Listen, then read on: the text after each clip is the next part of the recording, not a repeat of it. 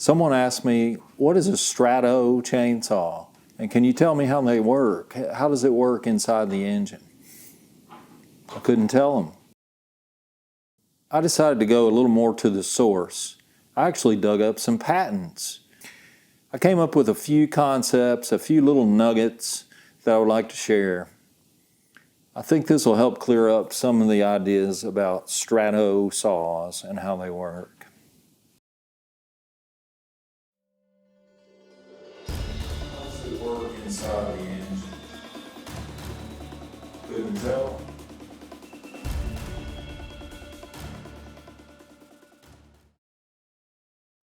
It stands for Stratified Scavenging. Scavenging, in this case, doesn't mean that kind of scavenging. It means efficiently removing exhaust from the engine. Scavenging.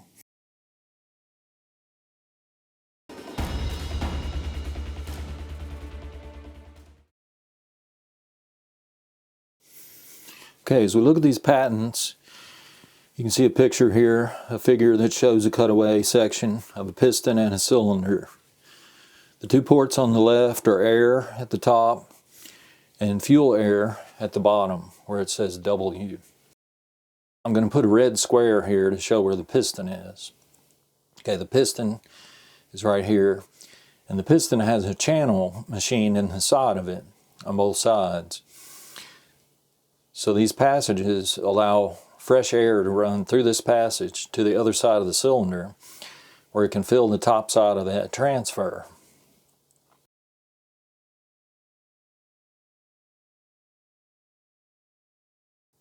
Okay, this arrow indicates that the piston is on its upward swing. During the upward travel, it creates suction in the bottom end, just like a normal two-stroke. That vacuum pulls air and fuel in the W port and takes it straight to the bottom at the crank. Now the other one at the top is air. And just at the right moment, air goes in and across that piston. I'll show you here in just a second. I'm trying to kind of go slow to let it sink in. Okay, as air goes across the top, it goes through the channel, through the piston, into the top of the transfer port. And it appears that these things are designed such that about the top 50% or so of the transfer fill with air. The remaining bottom portion stays filled with air and fuel that get to it from the crankcase. So temporarily, this transfer flows backwards away from the engine and pre-fills with a small charge of fresh air. The little circle here is to show that the transfer fills only about halfway with air. The bottom portion has fuel and air. This is a snapshot of the engine in operation.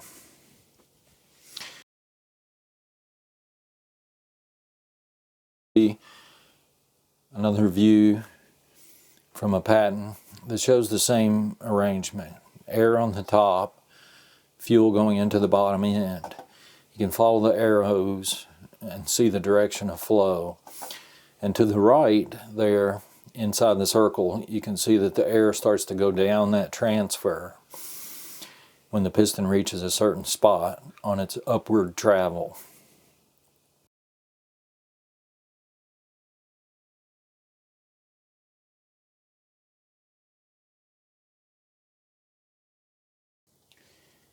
Okay, here's another pattern. The square shows where the piston is. These arrows show air at the top, fuel air coming in the bottom port. So as the piston continues on its upward travel, you get fuel in the bottom end, indicated by the dots. And they did this subtly, but you can see the concentration of dots is similar within the crankcase as is during combustion. But you'll see in the transfer, the dots disappear about halfway up to indicate about 50% filling.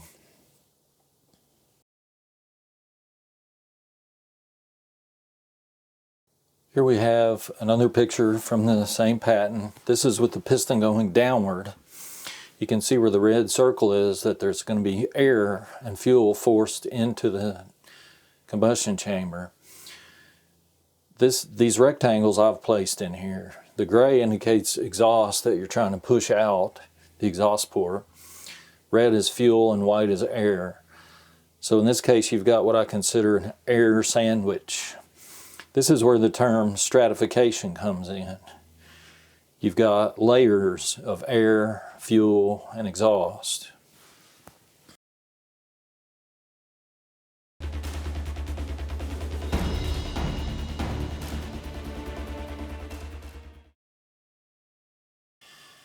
So why would anybody want to use a Strato 2-stroke chainsaw?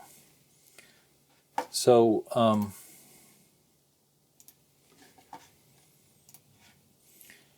why would anybody want to use a Strato chainsaw? Here I have a model of a chainsaw showing the exhaust port, the intake port. On the inside I have some transfers. Here's the spark plug at the top, crankcase, the crank turning inside. Okay, I'm going to lock this at bottom dead center.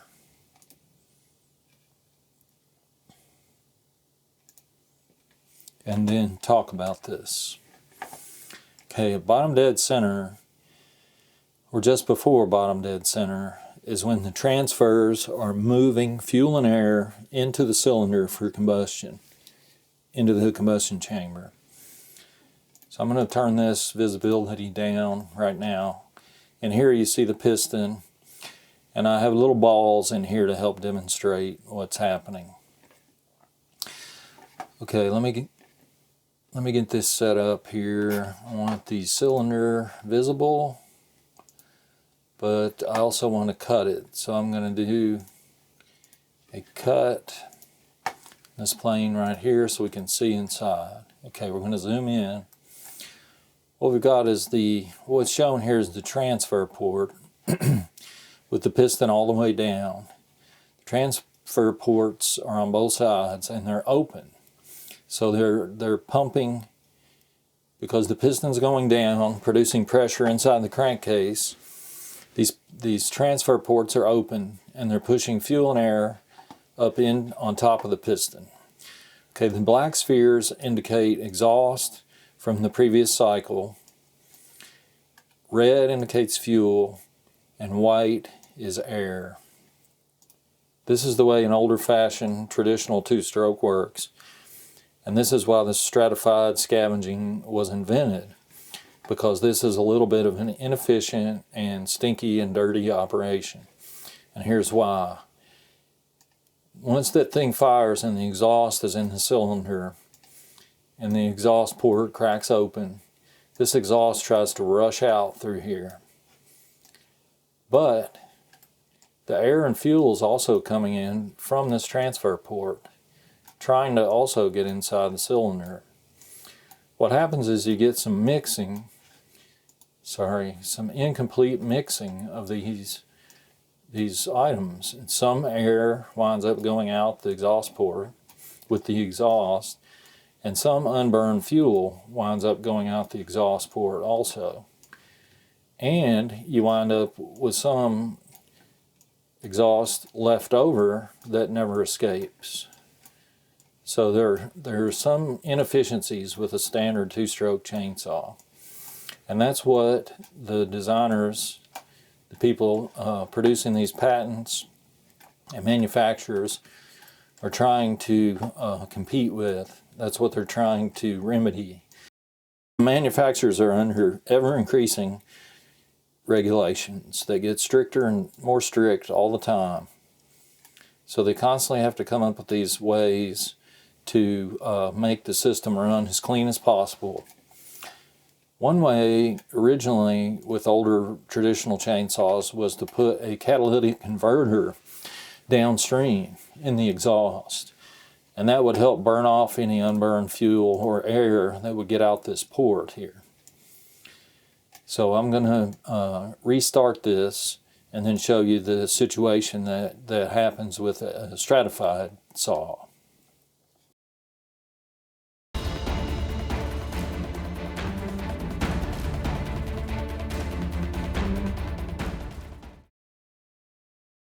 Okay, this is part 2 of the transfers. Okay, you can see the transfers are loaded up this way. I've got the cylinder cut and shown kind of clear. So you can see how the transfers are loaded up in this case with a Strato saw. You have the white dots up at the top that signify air, and then down below you have more fuel and air. So as this piston gets down toward bottom dead center, it starts to load, it starts to move that air from the transfer into the cylinder, into the combustion chamber, and help to flush out the exhaust. Since it's entering first, it helps to flush the exhaust out, and even if a little bit mixes in and goes out the exhaust, it doesn't cause any stench or any carbon emissions. It's just atmospheric air. So that's where the term stratification comes in. You have kind of an air sandwich here. You've got exhaust on the way out. You've got a layer of pure air here helping to push it out. And coming in behind it, you have fuel and air.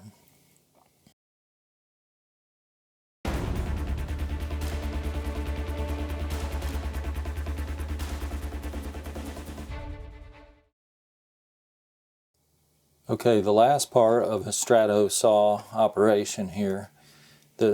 Now this is of course simplified, but the hope is that the exhaust gets moved out more efficiently, more thoroughly. There's less mixing of fuel in with the exhaust. You may get an occasional particle of fuel, but it should be much reduced with the Strato saw because you have this burst of air coming in from the transfers.